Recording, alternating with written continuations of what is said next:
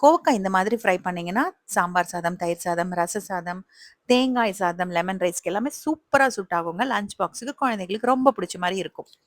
நான் இன்னைக்கு ஒரு 400 கிராம் அளவுக்கு கோவக்காய் எடுத்துட்டு, நல்லா நீள நீளமா கட் பண்ணியிருக்கேன். கழுவிட்டு நீள நீளமா, சன்னமா கட் பண்ணணும். நீங்க ரவுண்ட் ரவுண்டா கட் பண்றதுனாலும் பண்ணிக்கோங்க. ஆனா சன்னமா இருக்கணும். அப்பதான் ஃப்ரை பண்றதுக்கு நல்லாருக்கும்.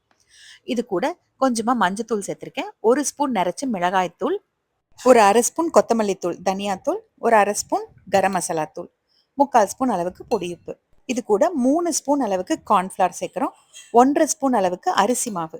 அரிசி மாவு சேர்த்தா கொஞ்சம் கிறிஸ்பியா இருக்கும். கார்ன்ஃப்ளவர் வந்து நல்லா அந்த மசாலா எல்லாமே அந்த காயோட பைண்ட் பண்றதுக்கு யூஸ் ஆகுங்க. ஒரு 3/4 ஸ்பூன் இஞ்சி பூண்டு விழுதும் சேர்த்துட்டு நல்லா முதல்ல தண்ணி ஊத்தாம கலந்துக்கலாம்.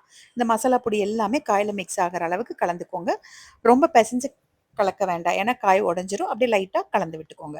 அதுக்கப்புறமா கொஞ்சம் கொஞ்சமா தண்ணி தெளிச்சு பிசைஞ்சு விட்டுக்கோங்க. இது பார்த்தீங்கன்னா, ரொம்ப இளக்கமா இருந்ததுன்னா, எண்ணெய் நெறைய இழுக்கும். ரொம்ப கெட்டியா இருந்ததுன்னா, மசாலா வந்து காயோட பிடிக்காது. தனித்தனியா வந்துரும். அதனால கொஞ்சம் இந்த மசாலா எல்லாம் இது கூட பிடிச்சு வர மாதிரி கலந்துக்கோங்க. பஜ்ஜி மாவு பதத்துக்கெல்லாம் இருக்கக்கூடாது. நல்லா அந்த போண்டா பிசைவோம் பாருங்க, அந்த மாதிரி பதத்துல பிசைஞ்சுக்கோங்க.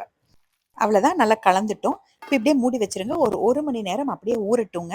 அதுக்கப்புறமா நம்ம எண்ணெயில டீப் ஃப்ரை பண்ணிக்கணும். இப்போ 1 மணி நேரம் ஆயிருச்சு.